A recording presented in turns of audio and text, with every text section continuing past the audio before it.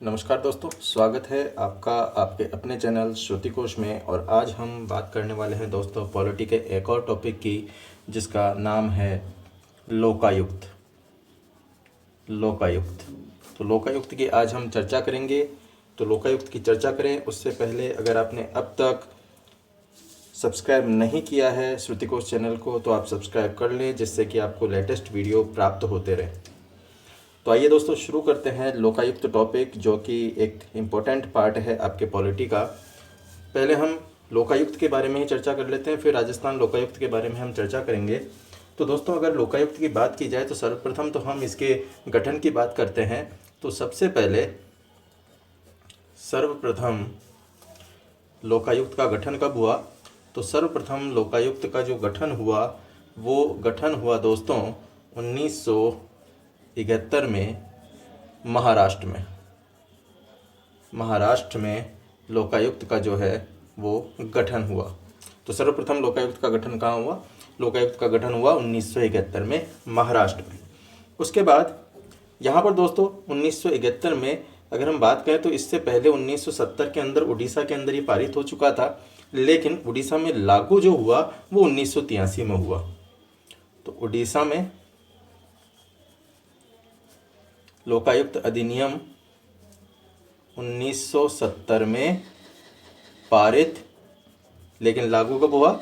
लागू हुआ दोस्तों ये 1983 में। तो 1983 में ये लागू हुआ कहाँ पर? उड़ीसा के अंदर। भारत में सर्वप्रथम अगर हम बात करें तो सर्वप्रथम 1970 में उड़ीसा में लोकपाल जो अधिनियम है, लोकपाल एवं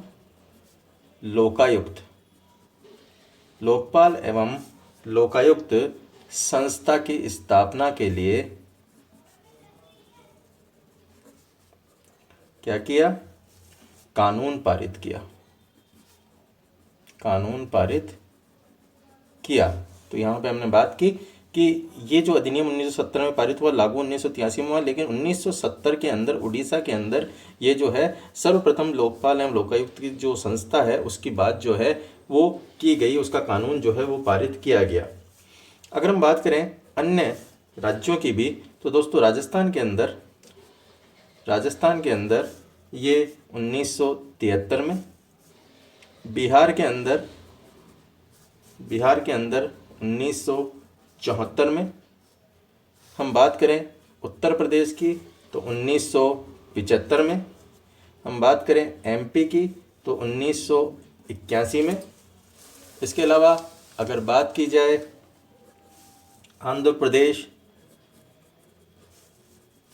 और हिमाचल की तो आंध्र प्रदेश और हिमाचल के अंदर 1983 में।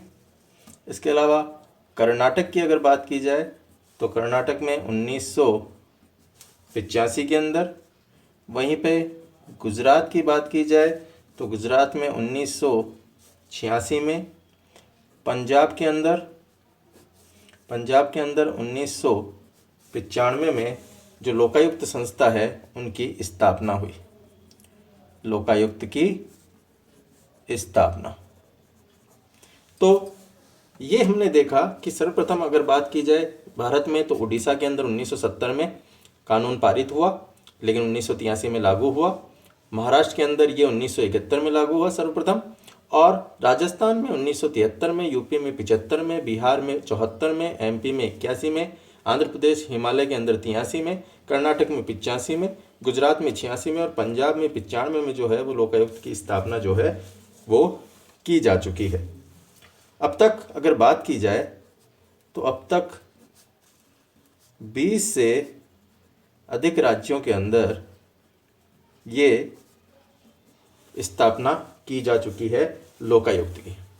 दोस्तों अगर नाम की बात की जाए तो अलग अलग जगह जो है वो लोकायुक्त के अलग अलग नाम जो है वो प्रचलन में है। अगर हम बात करें नामों की तो अलग अलग जगह इनके अलग अलग नाम हैं। जैसे कि अगर हम बात करें महाराष्ट्र की, हम बात करें राजस्थान की, हम बात करें यूपी की, एमपी की, या फिर हम बात करें आंध्र प्रदेश की, या बात की जाए कर्नाटक की, आसाम की, तो इन सब के अंदर लोकायुक्त एवं उपलोकायुक्त जो है वो इन्हें कहा जाता है। लोकायुक्त एवं उपलोकायुक्त जो है इन्हें कहा जाता है महाराष्ट्र, राजस्थान, यूपी, एमपी, आंध्र प्रदेश, कर्नाटक, असम आदि के अंदर। वहीं पर अगर बात की जाए केरल की, तो केरल के अंदर कहा जाता है दोस्तों इसको पब्लिक मैन। Public man. अगर बात मैं करूँ तमिलनाडु की, तो तमिलनाडु के अंदर इनको कहा जाता है commissioner of inquiries. Commissioner of inquiries इनको कहा जाता है। वहीं पर बात की जाए J&K की, तो J&K के अंदर यानी जम्मू कश्मीर के अंदर इनको भ्रष्टाचार निरोधी अधिकरण जो है वो कहा जाता है। भ्रष्टाचार निरोधी अधिकरण ये कहा जाता है जम्मू एंड कश्मीर के अंदर। वहीं पर इनकी बात की जाए अगर नियुक्ति की, नियुक्ति, तो इनकी नियुक्ति किनके द्वारा की जाती है? इनकी नियुक्ति उस राज्य के राज्यपाल के द्वारा की जाती है, राज्य के राज्यपाल के द्वारा। और इनको परामर्श कौन देता है? इनको परामर्श दिया जाता है हाईकोर्ट के मुख्य न्यायाधीश द्वारा, हाईकोर्ट के मुख्य न्यायाधीश द्वारा, और विधानसभा के विपक्ष का नेता, ये इनके परामर्श में शामिल होते हैं। इनका अगर कार्यकाल देखा जाए तो कार्यकाल होता है इनका दोस्तों 5 वर्ष या 65 वर्ष, इनमें से जो भी पहले हो। 5 वर्ष या 65 वर्ष जो भी पहले हो। ये यहीं पे हम देख लें कि पुनर्नियुक्ति के पात्र नहीं है, पुनर्नियुक्ति के पात्र नहीं है, यानी एक बार नियुक्त होने के बाद दोबारा इनको नियुक्त नहीं किया जा सकता है। आइए अब हम इनके अधिकार क्षेत्र को भी देख लेते हैं। बात की जाए इनके अधिकार क्षेत्र की, तो अधिकार क्षेत्र में क्या क्या है दोस्तों, हम स्टेट वाइज एक बार देख लेते हैं। अगर मैं बात करूं हिमाचल, आंध्र प्रदेश, एमपी, गुजरात, तो इन राज्यों के अंदर दोस्तों मुख्यमंत्री लोकायुक्त की परिधि में, मुख्यमंत्री लोकायुक्त की परिधि में शामिल है। लेकिन वहीं पे जब मैं बात करता हूँ महाराष्ट्र की, महाराष्ट्र में, यूपी में, राजस्थान में, बिहार में, उड़ीसा में, इन राज्यों में मुख्यमंत्री लोकायुक्त की परिधि से बाहर है, यानी मुख्यमंत्री इनके अधिकार क्षेत्र में नहीं है। मुख्यमंत्री लोकायुक्त की जांच नहीं कर सकता है, तो मुख्यमंत्री लोकायुक्त की परिधि से बाहर। ठीक है। बात की जाए हिमाचल, आंध्र, गुजरात, यूपी, असम, इनके अंदर विधानसभा सदस्य भी इनके दायरे में है, विधानसभा सदस्य दायरे में है। तो ये इनके अधिकार क्षेत्र की हमने बात की कि अधिकार क्षेत्र क्या है इनका, ये किन किन की जांच कर सकते हैं। अब अगर बात की जाए जांच प्रक्रिया की, भी जांच प्रक्रिया किस प्रकार चलेगी, तो जांच प्रक्रिया को भी देख लेते हैं। जांच प्रक्रिया। देखिए जांच प्रक्रिया में क्या शामिल है दोस्तों। जांच प्रक्रिया में अगर बात की जाए तो लोकायुक्त क्या कर सकता है। लोकायुक्त किसी नागरिक द्वारा अनुचित प्रशासनिक कार्यवाही के विरुद्ध अनुचित प्रशासनिक कार्रवाई के विरुद्ध की गई शिकायत पर अथवा स्वयं जांच प्रारंभ कर सकता है। देखिए जांच प्रक्रिया कैसे चलेगी। जांच प्रक्रिया में अगर किसी नागरिक के द्वारा कोई अनुचित प्रशासनिक कार्रवाई के विरुद्ध कोई शिकायत की गई हो या फिर जो लोकायुक्त स्वयं है वो भी जांच प्रारंभ कर सकता है, ये जांच प्रक्रिया के अंतर्गत होता है। लेकिन यहीं पर अगर बात करें, कुछ राज्य ऐसे भी हैं जैसे कि यूपी है, हिमाचल है, असम है, यहाँ पर स्वयं जो है वो पहल नहीं कर सकता, स्वयं पहल नहीं कर सकता है इन राज्यों के अंदर।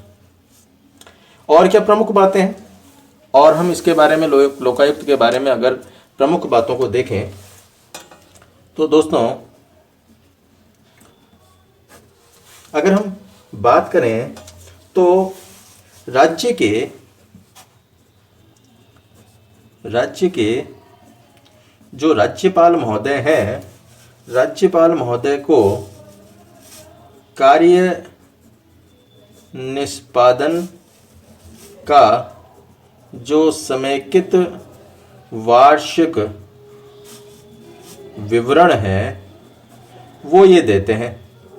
यानी पूरे वर्ष में इन्होंने क्या कार्य किया, उस कार्य निष्पादन की वार्षिक रिपोर्ट जो है वो राज्यपाल को दी जाती है लोकायुक्त के द्वारा। और अगर बात की जाए तो राज्यपाल उसे क्या करेगा, व्याख्यात्मक ज्ञापन के साथ सदन में रखता है। भाई सदन के समक्ष उसको रखा जाएगा कि क्या उसकी वार्षिक रिपोर्ट रही है लोकायुक्त की। इसके अलावा अगर बात की जाए तो जो लोकायुक्त जो होता है वो राज्य विधायिका के प्रति उत्तरदायी होता है। देखिए कई बार प्रश्न पूछा जाता है कि लोकायुक्त किसके प्रति उत्तरदायी होता है, तो लोकायुक्त राज्य विधायिका के प्रति उत्तरदायी होता है। जिस राज्य के अंदर वो लोकायुक्त बनाया गया है उस राज्य की विधायिका के प्रति वो उत्तरदायी होता है। इसके साथ साथ जो जांच के लिए राज्य की जांच एजेंसियां हैं, उन जांच एजेंसियों की सहायता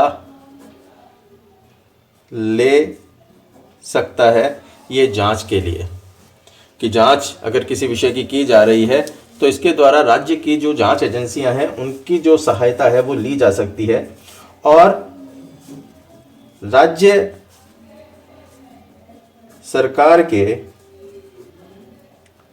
विभागों से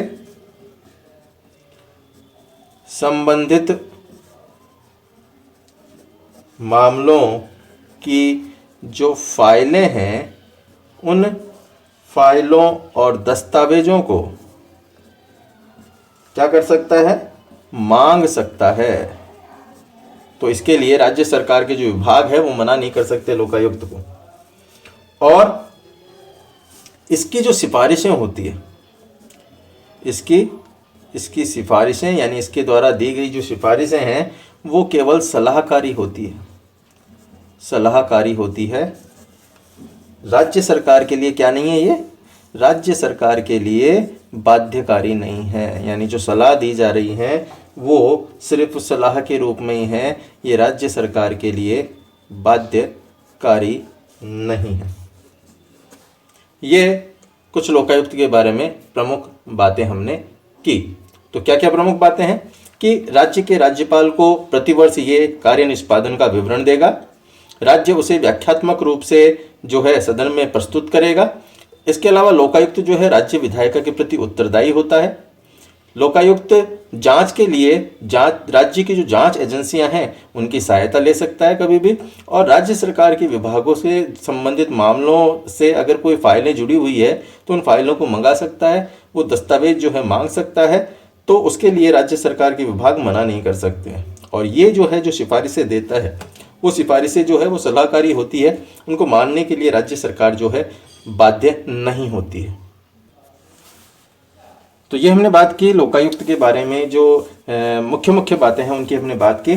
नेक्स्ट वीडियो के अंदर हम राजस्थान के लोकायुक्त और उप लोकायुक्त के बारे में बात करेंगे, उस अधिनियम के बारे में बात करेंगे जिसके तहत लोकायुक्त की राजस्थान में नियुक्ति की जाती है। तो इस वीडियो में इतना ही दोस्तों, धन्यवाद, आपका दिन शुभ हो।